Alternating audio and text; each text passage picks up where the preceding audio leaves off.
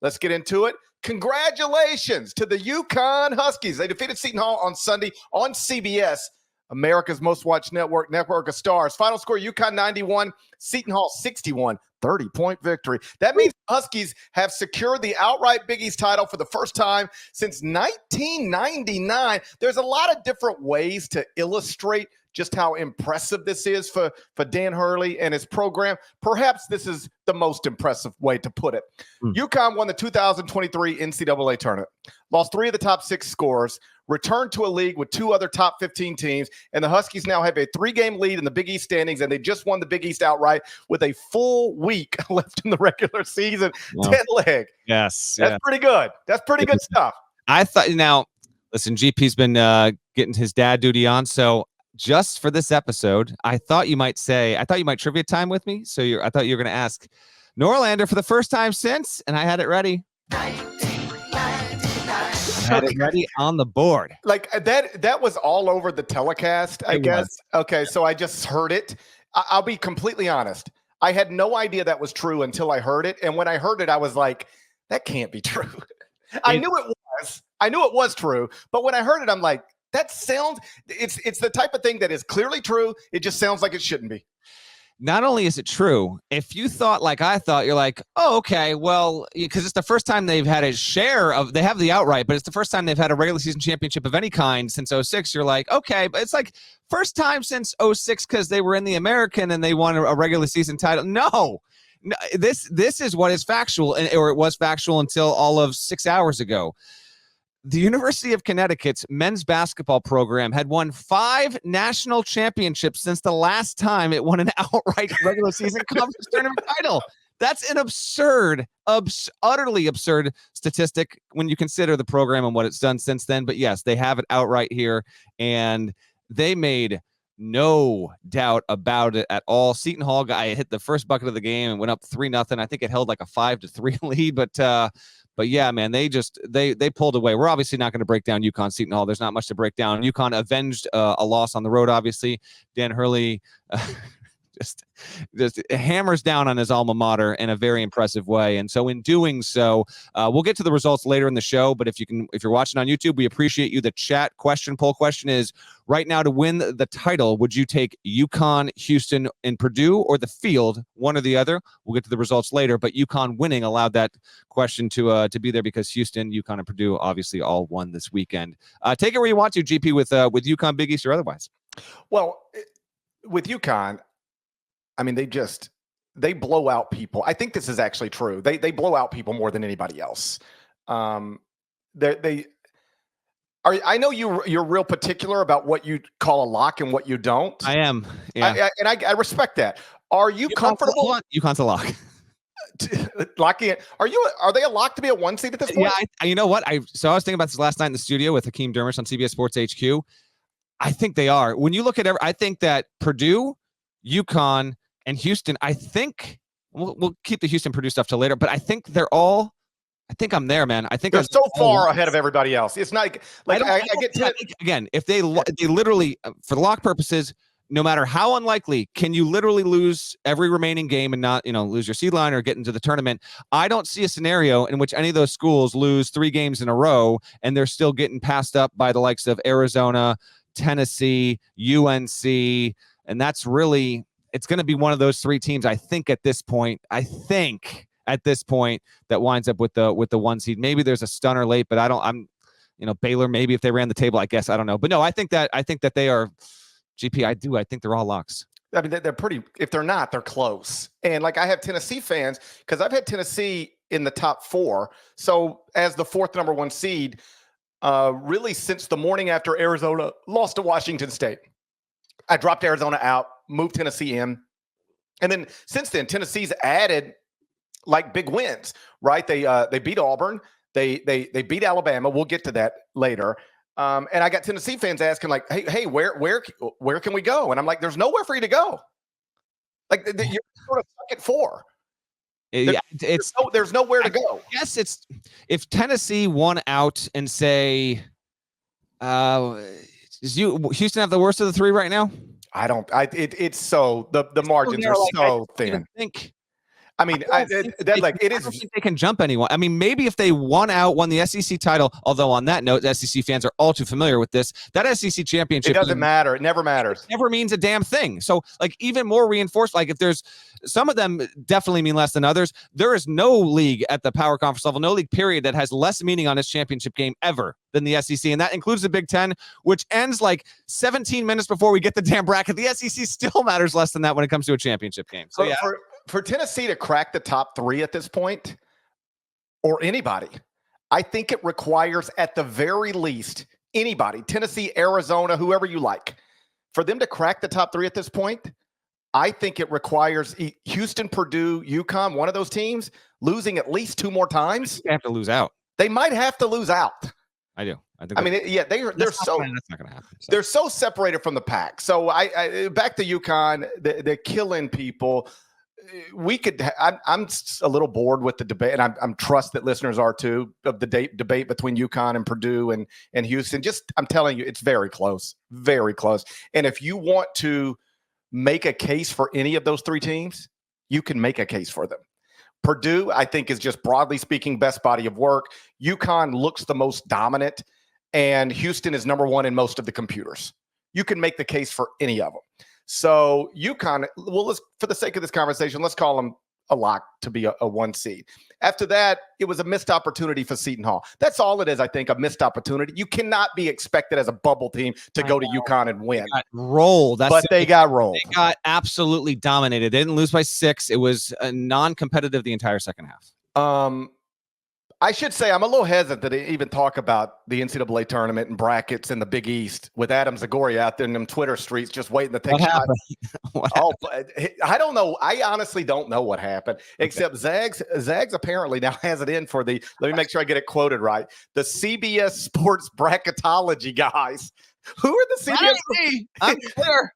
I'm clear. What? I don't do a bracket. It's 2 people. Who? It's you. I'm a bracketology guy. Jerry Parrish and Gary Palm. That's who he was talking about. You think he's talking about me? I do. I hope he's not talking about me. In fact, I think he was channeling Dan Hurley talking about the squirrels. I have that new to the board as well. You're going to get this real quick here. Squirrel person, squirrils, but a squirrel. I think that's a squirrel. I think you might be a squirrel in the eyes. Well, now I feel like I got to take it personally. I just wanted him to hey, tag Jerry Palm next time. He's our bracket guy. I don't know but do we and dead honesty, because we had someone text us about this. I don't know what this is in reference to. Maybe it's because there's so many Big East teams that have been near the cut line, and Palm didn't have Seton Hall or Providence or St. John's in the field. I'm guessing that's what it is. The thing I saw was he was very offended, like incredibly offended at some point recently that Seton Hall was not in Jerry Palm's bracket. He was very upset about that. Okay. I don't know why you would go to war for a team that's in the 60s in the net. That seems like a bad spot to pick your war. He's a Jersey guy too, so I know. I get it. He's a Jersey guy. Seton Hall, Shaheen. I love Shaheen as much as the next guy, right? But I ain't gonna be out there trying to fight Jerry Palm over a team in the 60s. By the way. Yeah, so they were 62nd in the net. Seton Hall was this morning before they lost by 30. All right, yeah. So you got to think that's going the wrong way. They're dropping, yes. Okay, only 2 teams in the 60s in the net on Selection Sunday last year got at-large bids. Arizona State got an 11. Pitt got an 11. They both went to the first 4. All right, Year before. So let's just focus on last year. 10 teams in the 60s on Selection Sunday. There were 10 of them, right? That's just how math works. 8 of them did not get at large, 2 did. That's how math works. In 2022, only 1 team in the 60s of the net on Selection Sunday got an at large. Miami got a 10 seed. So there are 10 teams in the 60s. Once again, math, that's how math works. Yeah. 9 teams didn't get at large, just 1 did. Top 40, just if you're curious, top 40 in the net means you're usually safe. Not definitely, but usually. Not definitely, but usually. You're usually safe. Outside of the top 40, you get dicey. In the 60s, you're probably not. And this is what Zags wants to fight Jerry Palm and apparently me over. And by the way, I've never said a goddamn word about Seton Hall. Not one. Maybe that's the problem. They haven't appeared in the top 25 and 1. Has Seton Hall been in their top 25 and 1 at any point this season? Maybe, but I don't remember. Certainly not lately. Let me tell you, since I'm a bracketology guy myself, let me tell you all the things I've said about the Big East and the bracket. Here's all the things I think I've said. UConn is a lock to be a 1 seed. All right. And I think, if you don't mind, it was a week ago when people were saying St. John's at-large hopes are dead. I was like, I don't think they are. Well, guess who's in the bracket today, according to Jerry Palm? St. John's. Yeah. So the only things I've ever said about the Big East in the bracket is UConn is awesome and St. John's has at-large hopes, whether you believe it or not. I think that's the extent of it. I don't know how I got roped into this thing, but take it up with Palm, Zags, or more intelligently, don't start fights about teams in the 60s and the Nets. That's dicey to begin with. By the way, 2 weeks out, obviously, from selection. 2 weeks from now, you'll be on CBS Sports Network, and I'll be in HQ. We'll be breaking down the bracket, but a little more than 2 weeks to the hour, GP and I will have our selection Sunday. So I got to wrong myself here on the St. John's thing. Wrong. Man, oh man, I said they were not going to the tournaments. They still might not.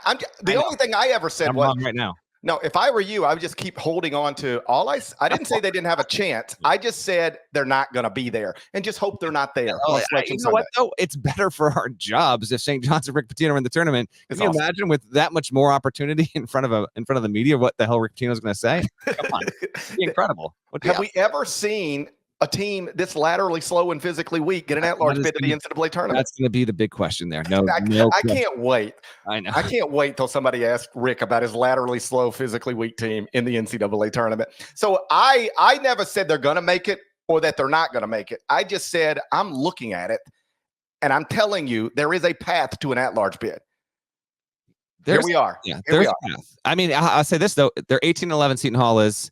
And now, in my opinion, can't lose at home to Nova, and then they got DePaul. So in order to just be in the conversation heading into the Big East tournament, got to win the next two in order to stay on the good side of the bubble. Let's quickly tour around the Big East while we're doing this, GP. Let's stick with the bubble stuff, then we'll get to Creighton Marquette real quick.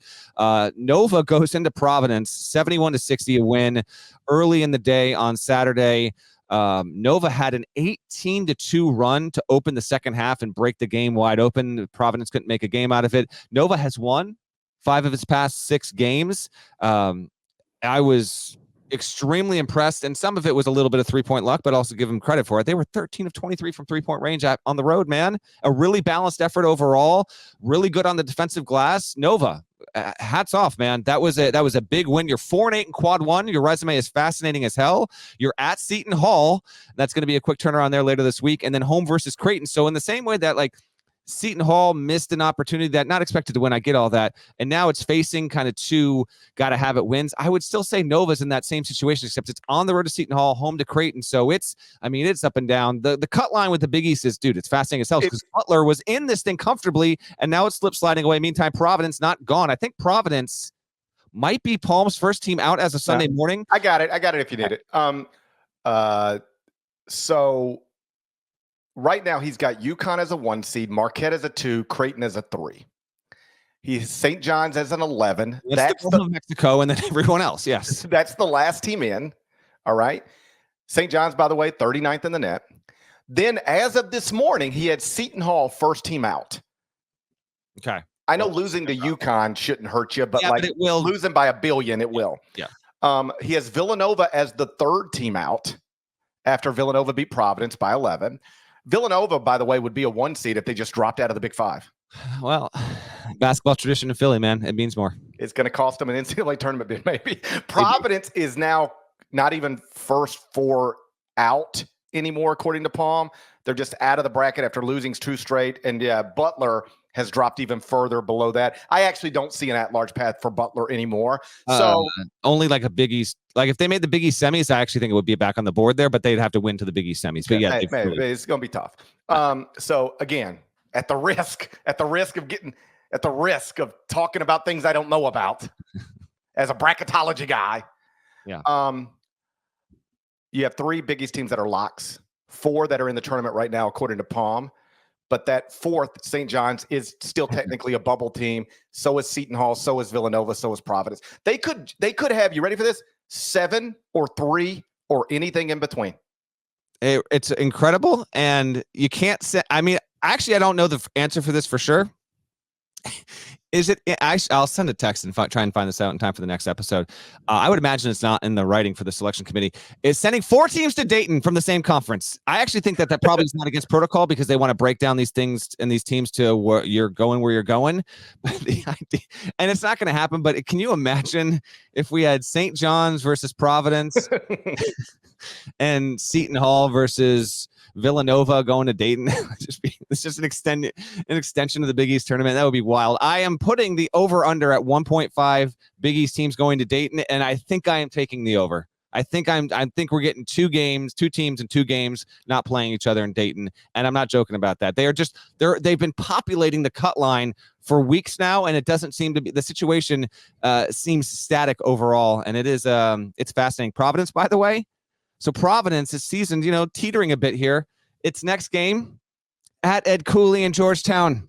Ed Cooley and Georgetown, not been. Imagine Ed Cooley beating Providence and just completely puncturing their tournament hopes. That's coming up in a couple of days. Then they got to finish at home against UConn. So we're going to have a lot more clarity about just like what these teams are going to need to do a week from now heading into the Big East tournament.